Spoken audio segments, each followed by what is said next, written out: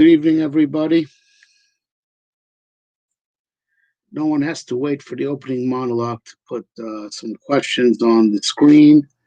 But I do want to announce that contrary to the notifications that you got earlier, this will be the last session. I need to go out of town for something. So this forum will be recessing. Effective after tonight until further notice. So actually, tonight is the last session. Please ask me anything. Okay, opening monologue until some questions actually get on the screen. I have seen with my own eyes my prophecy of doom come true. It's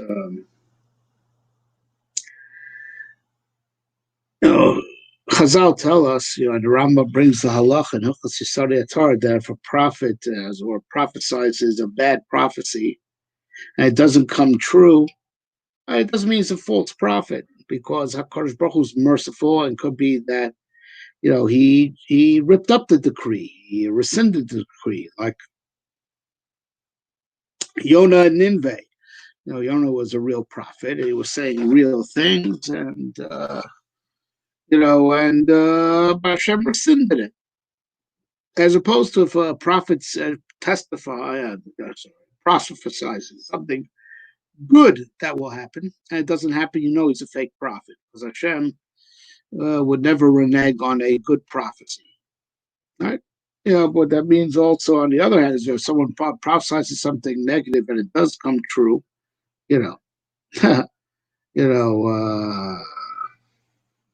sadly, it shows that he was telling the truth. So even by something bad. And I said already, I'm kidding. I'm not a prophet. I'm just saying, for years, I have calculated that the final world war is not going to be a world war between specific nations. It's going to be a new type of war that's going to rip through all the nations. It's going to be a war of an ideological war of right versus left. The only nations as whole nations that may be involved in it would be the Arab nations, but the rest of the world, the whole quote Western world, even Far Eastern world, everything's just going to rip itself up from the inside, as worldwide civil wars of left versus right, and it's happening in our days. This is Armageddon, folks. Really, no joke. We thought that the civil unrest over the George Floyd murder is just America. No, the whole world jumped on this bandwagon. George Floyd, for some reason, was chosen, to be the catalyst for the worldwide civil war that's going to rip up society from the inside. Generally a war between whole nations, but the nation itself is cohesive. Okay, so one nation will beat the other, and even so, even the nation that's defeated can have a comeback. They lost the battle. It doesn't mean they didn't go extinct. Any civilization that collapses didn't collapse because they were conquered. Conquered, so they were occupied for a few years. They eventually have their big day when they come back. It was a civilization that collapses when it collapses from the inside. It wasn't the sack of Rome that brought down the Roman Empire, in so much as that it was already rotten on the inside. This just brought it to final fruition, and it's happening now.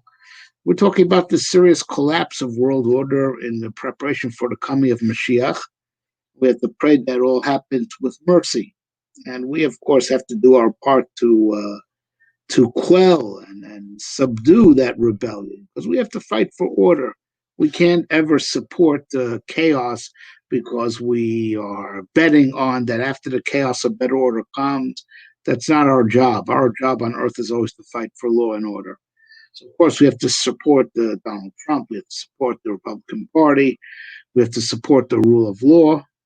Right? That doesn't mean we can't make reforms on policing, that there should be less people killed by police brutality. Of course, we could do that.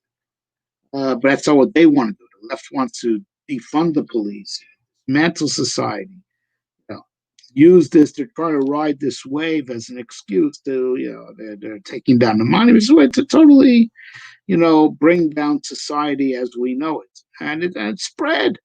It's in France, it's in Germany, it's in England. Everyone's protesting, American police brutality and what happened to George Floyd. Crazy, but it's happening.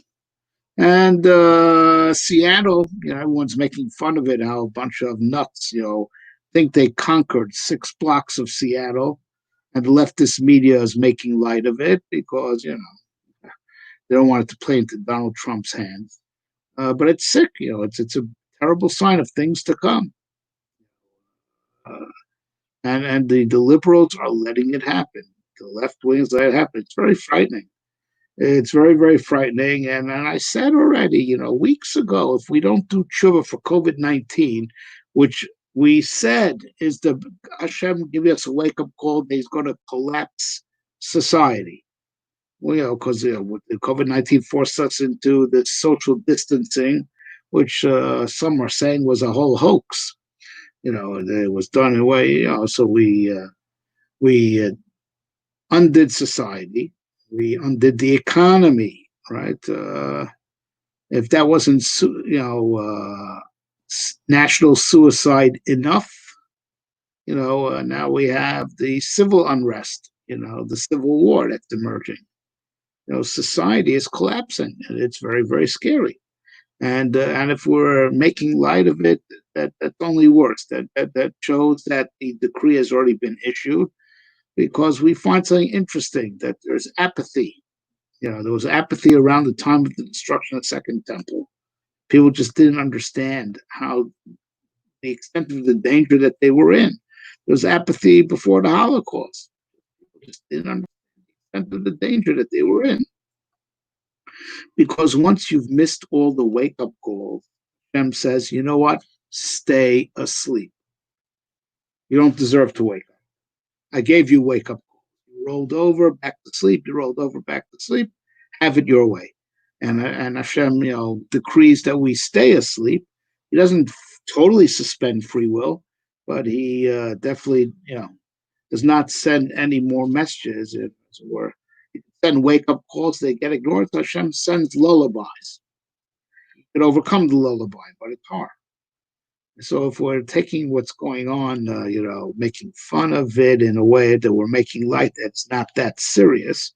I don't mind making fun of it, in the sense that, people are taking it, make fun of the social justice warriors, put them in their place. There's the making fun of it and sort of taking it lightly, not ridicule, but not giving justifiably deserved ridicule. But there's like taking it lightly. It's nothing. It'll pass. This won't pass. This won't pass. The Democrats are going to try to keep it alive at least till November, but they themselves are going to lose control. But they don't care that they'll lose control. So long as they're not empowered, they have no interest in maintaining society, rather society burn down if they're not going to control society. It's horrible. We should be making light of it, and it's still not too late. Never too late to do tshuva. Let's do tshuva before it really gets out of hand. It looks like we're really World War III, which is worldwide civil war, has been sparked. Like I said, someone will ask, well, but isn't this like the last war before Mashiach? Yeah, but Mashiach doesn't have to come, with in such a painful way. It's up to us to bring Mashiach with mercy or with pain. Mashiach has to come. Our job is always to fight for law, order, and that the Golus should end with mercy, because we deserve the Golus to end, because we are justice. Zion b'mishpat tibaret. Zion will be redeemed with justice. This is the opposite of justice. They want to defund the police. They want, They want communism, which is legalized theft. They'll take away from the rich who actually made it by the sweat of their brow and reappropriate it. Reappropriation of resources is legalized theft. Of course, it's only legalized in their, fantasies. It's God didn't legalize it. It's really horrible what's going on, and we don't have to submit to it and say, well, this is the messianic times, so let's just sit back and watch the chaos unfold. God forbid if we reach the point of no return. I hope we'll keep safe and watch the show from our bunkers. But we definitely, so long as we can, have to try to fight back and say, Rebbe, we want law and order. We want your law and order. We want the law and order of the Torah. We want to merit Mashiach coming because we deserve it, and not because he's got to come to save the world from total destruction. Okay, this does our monologue for tonight. Like I said, this is really the second to last. This is correction. I thought it would be the second to last. My wife pointed out to me that that's something very important to do Saturday night, Motzei Shabbos, before I leave town. So this is the last session of this series. After this, Hashkafa Hotline with Rabbi Bechhofer is going to go into hiatus, and I'll only restart it by popular request. Right now, it seems that people are not taking advantage of what I would think is a very valuable resource. But fine, whatever. We still live in a democracy. We still live in a free country. So you're free to take advantage of this forum or not. Just like we're free to say whatever we want on it, and you're free also to ask anything. So I monologue now for over for nearly 15 minutes, nearly. So I'm just going to wait 10 seconds. If no question comes on the screen, I am going to call it a night because there's much to accomplish, and at the very least, there's tshuva to do. Everyone has to do their part to really, get rid of this terrible situation that's going on right now. Chaos has come to the world, and it's horrible. It's come, without the COVID-19 going away, with the COVID-19 still in the backdrop. Now this chaos, and then like we said already, the common denominator too is the collapse of society. Right, we're looking at the collapse of civilization, fast and furious. Right, sponsored by the liberals and Democrats. May Hashem have mercy. And we have to do our part to try to earn that mercy, stimulate that mercy. Tshuva, tefillah, utzedakah. Okay, 10 seconds, then we're going to pull the curtain. All right. Look at the clock. All right. 5, 4, 3, 2, 1. Okay, I guess everyone's busy tonight preparing for Shabbos.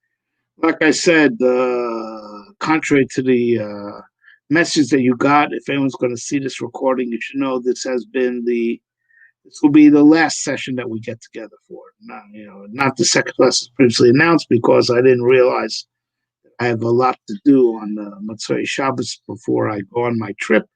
That Hashem should be a successful trip. Okay, so I want to wish everyone a good Shabbos, Besuros Tovos, and keep safe. Good Shabbos.